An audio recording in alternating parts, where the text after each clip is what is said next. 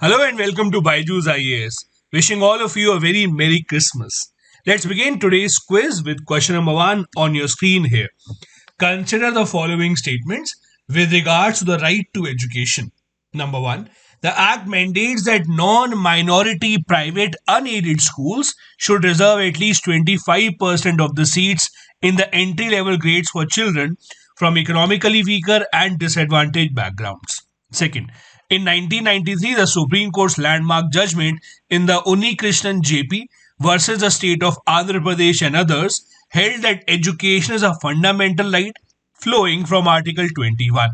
Third, the Tapas Majumdar Committee of 1999 was set up, which encompassed insertion of Article 21A in the Indian Constitution.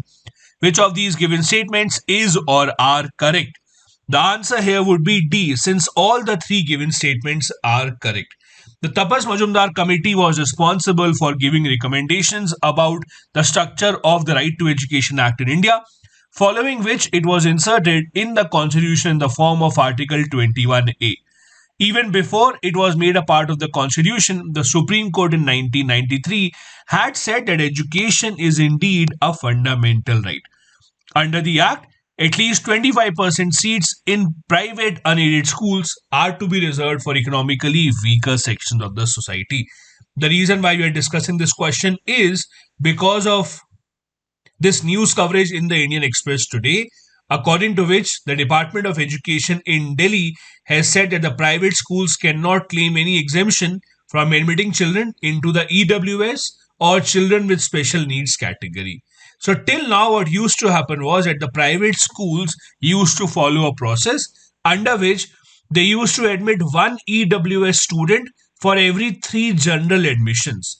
And then they used to say that our general admissions this year are very low, so we cannot admit a lot of EWS students. For example, if total seats in a class are 100, then as per the law, 25 students in the class should be from the EWS category. But the schools used to say that we do not have 100 kids in the class, we could only have 50 admissions. So for that reason, the EWS admissions will only be 12. But the Department of Education said no. EWS admissions have to be 25% of the total class number, irrespective of how many students do you have in the class. Next, question number 2. Which of the following statements with regards to NASA's James Webb Space Telescope is not correct? Number 1. It is the most powerful infrared telescope of NASA. Second, it is also considered a successor of the Hubble telescope and will extend and complement its discoveries. Third, the telescope will study the atmosphere of wide diversity of exoplanets.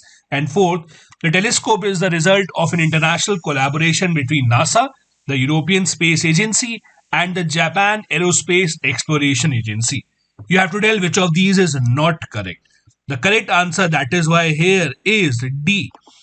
This telescope is a joint collaboration between NASA, the European Space Agency, and Canada's Space Agency.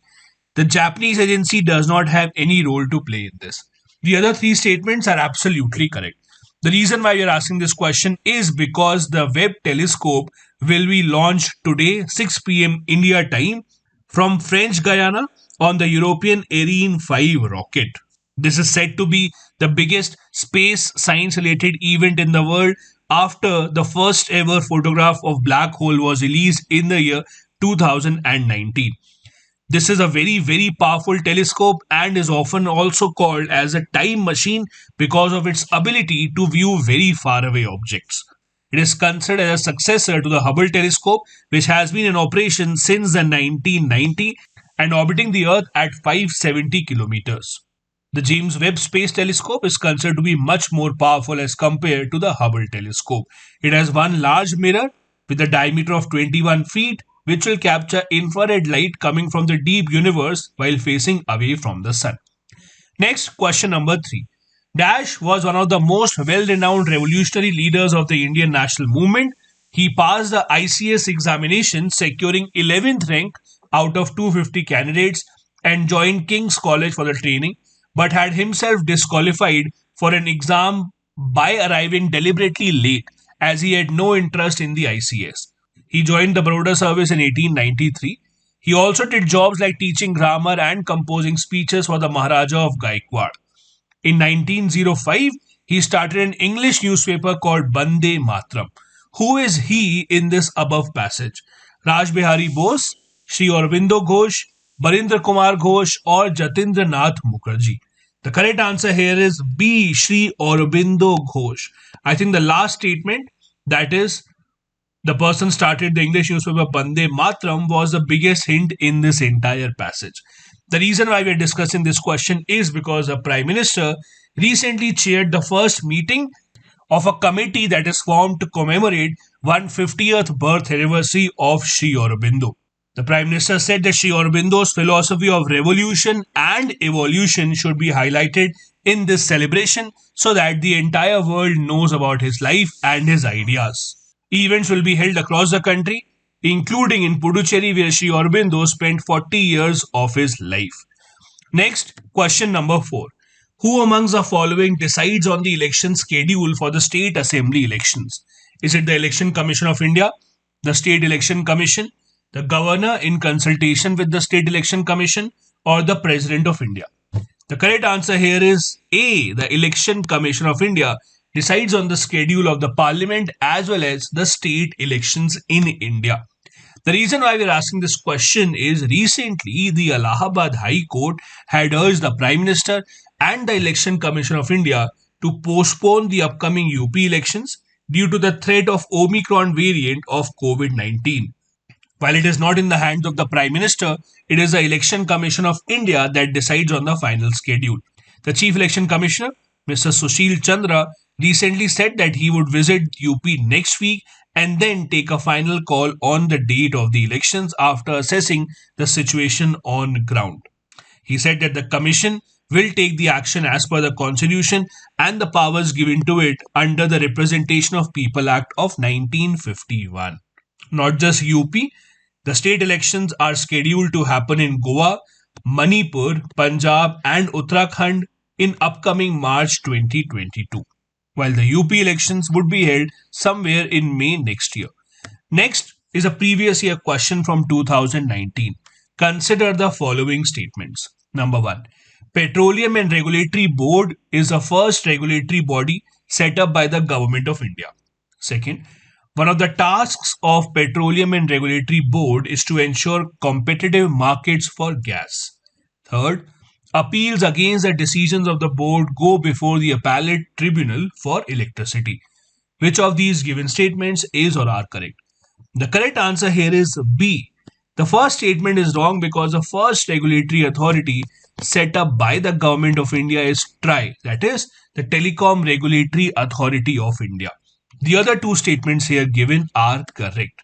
If you look at the official vision of the board, that is to create a vibrant energy market with rapid and orderly growth through facilitation of flow of investment into the basic infrastructure.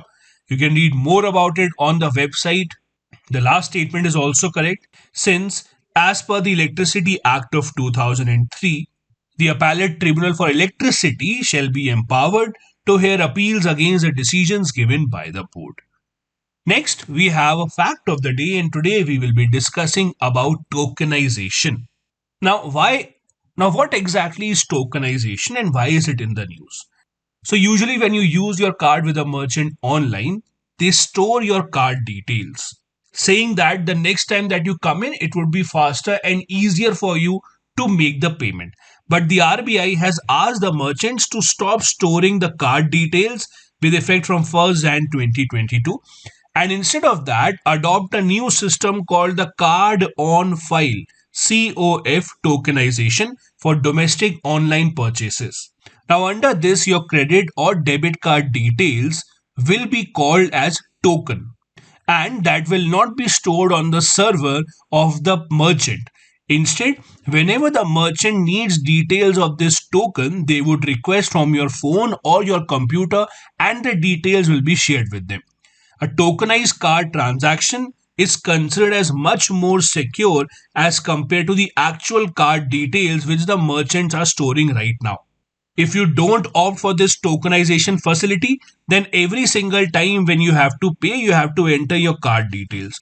For example, when you buy something from Amazon, Flipkart, Swiggy, Zomato, if you have paid by card, you will see that mostly they will store your card details. And next time when you make the purchase, you only have to enter the CVV and the OTP.